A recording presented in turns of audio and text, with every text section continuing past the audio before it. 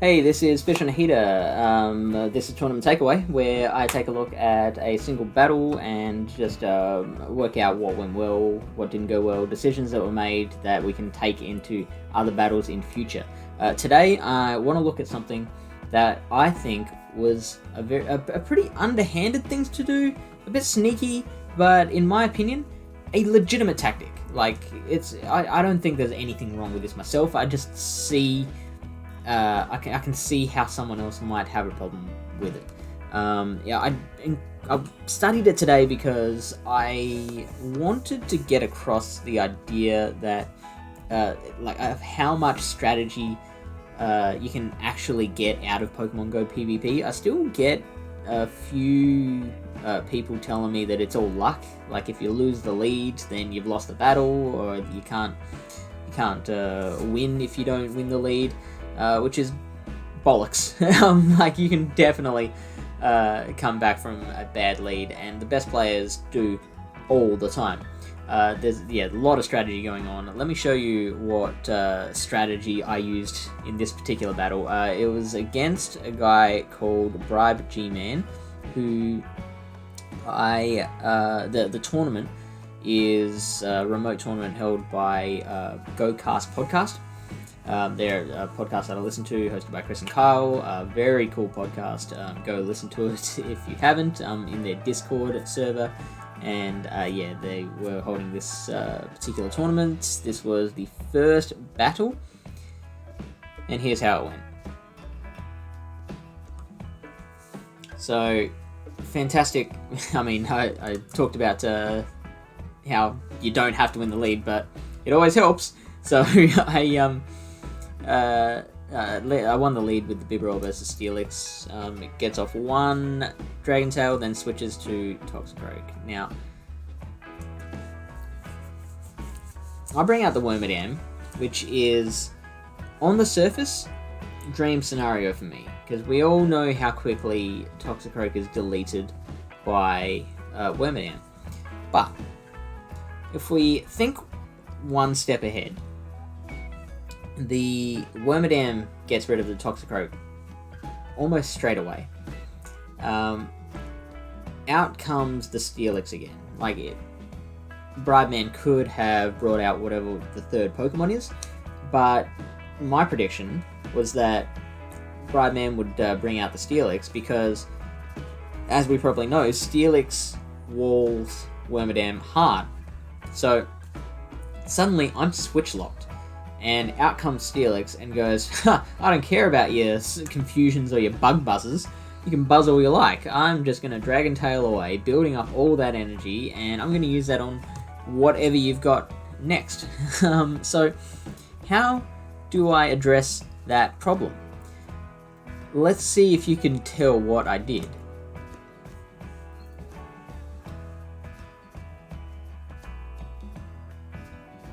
It's subtle.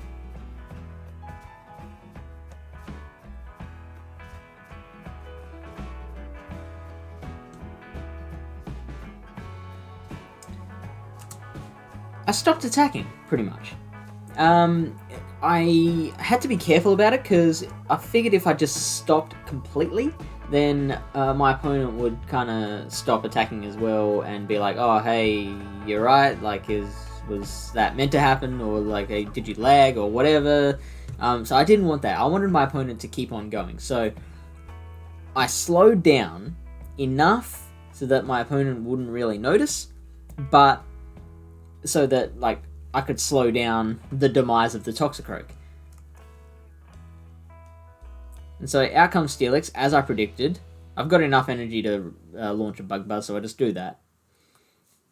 Holds off that switch timer a little more, but doesn't allow the Steelix to build up energy. So now I've got two counters to the Steelix. I sent out the Escavalier because I figured, even though there is the Meganium down there, I didn't think that whatever Bribeman had in the back was a Bibarel counter.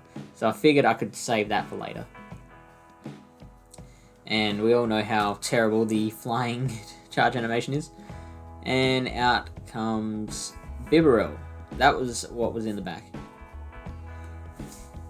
So you can probably tell where this is going. Like, this ended up being a pretty convincing win.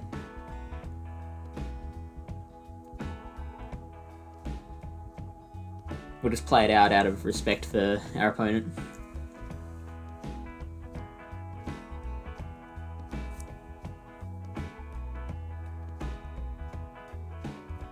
And there it is.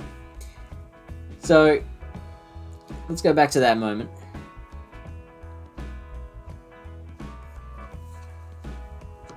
It already lets off one Mud Bomb, right?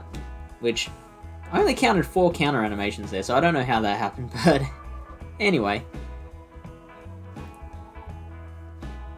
Let's play it again.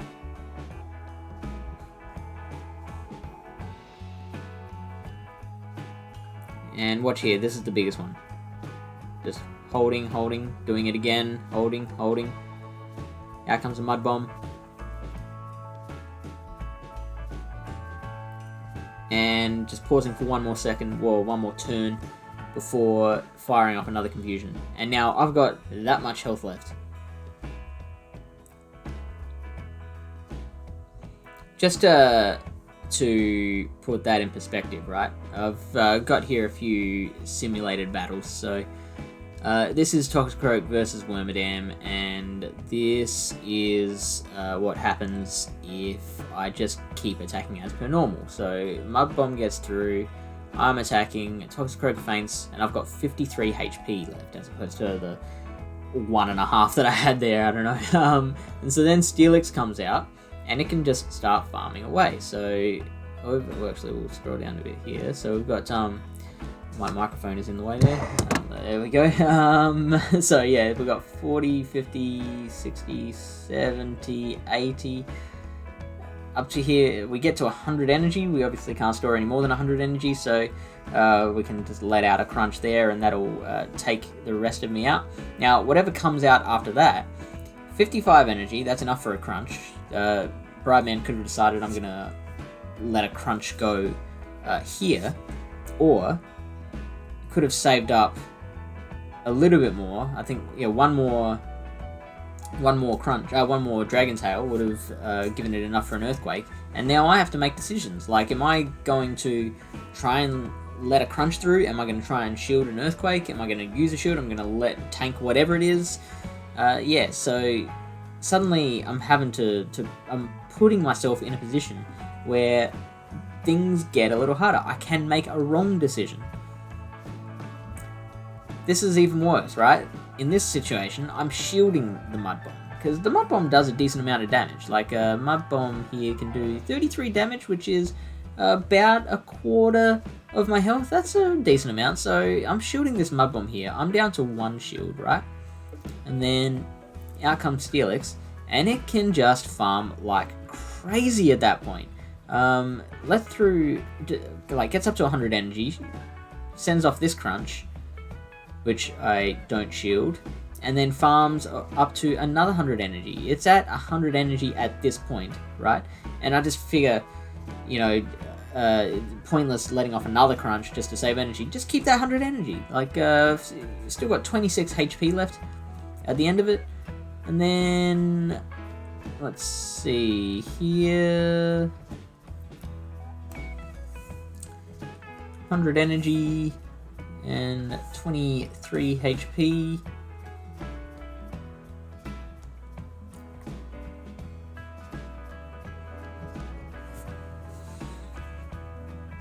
So, in this simulation, I'm baited with the crunch, and then the Earthquake takes me out. Oh, sorry, the Earthquake takes most of me out, right?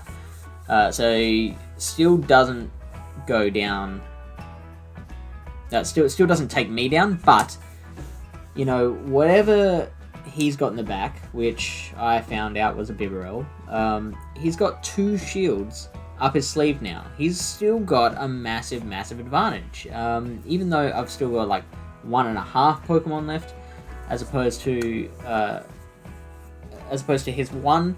Like, he's got 2 shields, and a Bibarel is a spammy Pokemon. I don't have any shields left. That could have quite easily flipped the matchup. But it's all about, yeah, avoiding that decision and thinking one step ahead to what my opponent wanted to do. Because I recognized that this is what my opponent wanted, I was able to mitigate that and make it a convincing win in the end, rather than like a come from behind or just a close win. So hopefully you learn from that. Hopefully this gets you like thinking about what your opponent wants to do and how you can counter that. I have been Fish on a Heater. Put like, comment, and subscribe. If you can let me know of a situation where you have employed some kind of strategy or tactic to stop your opponent from doing what they wanted to do, let me know in the comments. I would love to hear it. Thanks, and I'll see you next time.